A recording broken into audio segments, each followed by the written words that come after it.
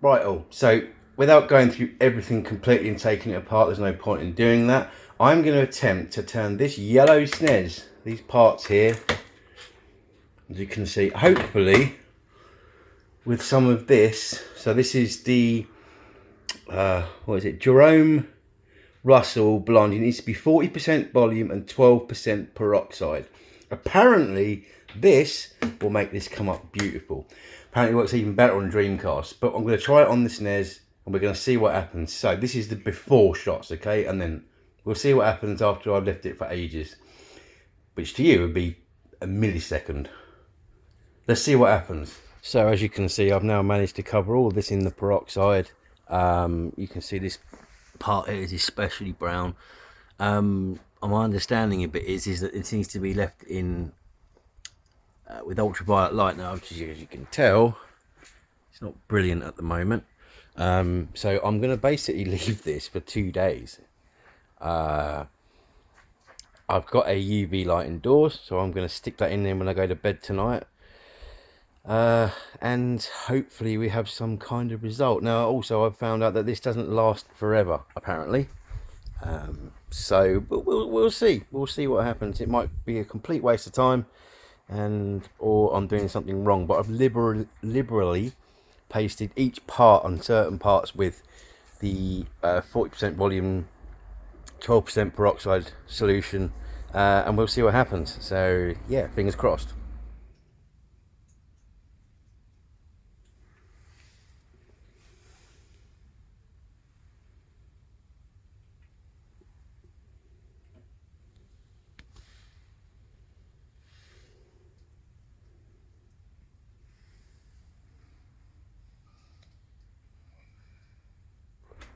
So, it would appear that something is actually changing here. Something is definitely occurring underneath that cling film. There's obviously still a splodge there, as you can see, but you know what? I reckon if I actually did this again, I could get that up shining. What do you think, Iz? Eh? No, she's not answering me now, but anyway. Yep, well, still waiting. So we're about, well, I don't know, 20 hours from when I started this now. I have to be honest, I don't think it's done something, but I mean, you can't tell so much here in the sunlight. I've had it under UV lights all night, as you can see, but you can see the yellow still on there, and this one here is freaking yellow still, so I may well have to go down the retro bright path, but let's see how we get on tomorrow. Maybe. I don't think it's going to make much difference, but it's going to make some difference at least anyway.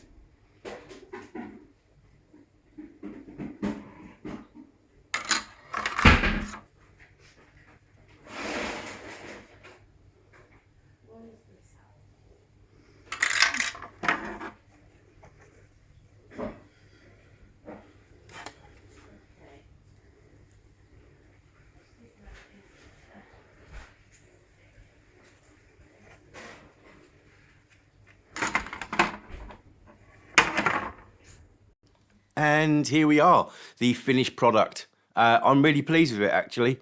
A few little blemishes you could just see there briefly on the grey bit at the top, the dark grey bit. A little bit yellow still on the front there on the controller ports. I'm really happy with it, to be honest with you. And as you can see here is a comparison to my other Super Nintendo, or one of my other Super Nintendos, and that is extremely yellow. That is a big project. That is for a retro bright project. So I'll be leaving that one well and truly alone for some time now. But yeah, I'm really pleased with the results here. I couldn't actually ask for more. Yeah. So this is a bit of an extra thing to this, right? Excuse all the mess around here at the moment. Okay, so here is obviously, as I mentioned before, this is the cleaned Super Nintendo, looking very nice, as you can see. We've already been over this, but there's a few little marks. But both of these Super Nintendos do not work anymore. This worked last week. Don't worry about this button, because it's all apart, you see. So whoops. So The problem, I believe, on both of these, after using my multimeter, is this little bugger right in here. This is what's called a PICO fuse.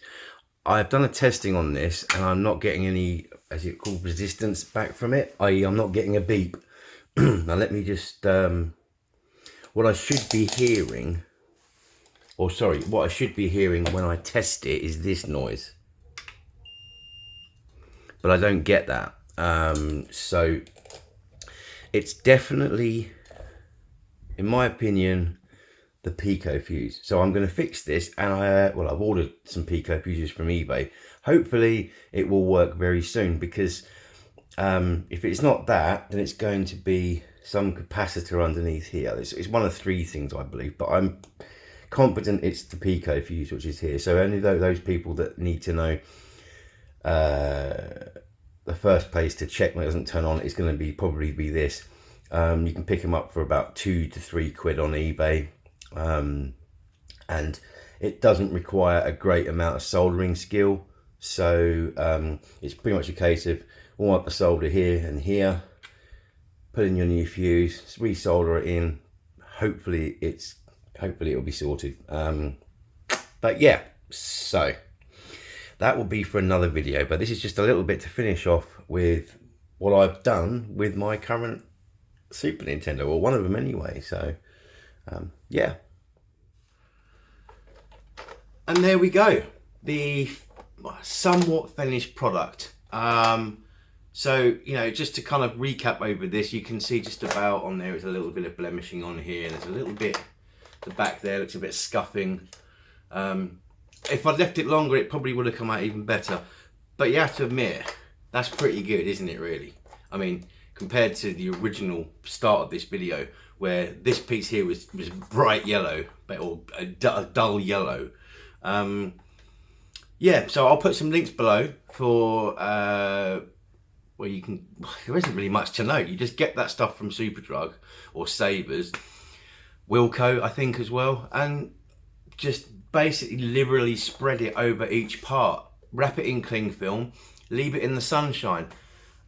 Personally, I'd probably do it for a week. I mean, you might have one of the Super Nintendos like, well, as I showed you before, this one, which is really yellow. In fact, more yellow on the inside than it is on the outside.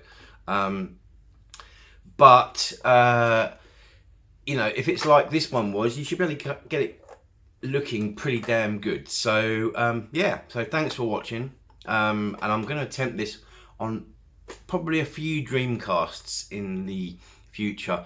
Not going to bother now. It's now basically autumn, so there's not really much sunshine for that.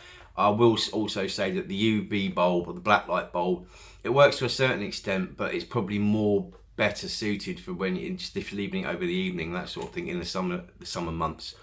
So yeah, thanks for watching, and I'll see you on the next one.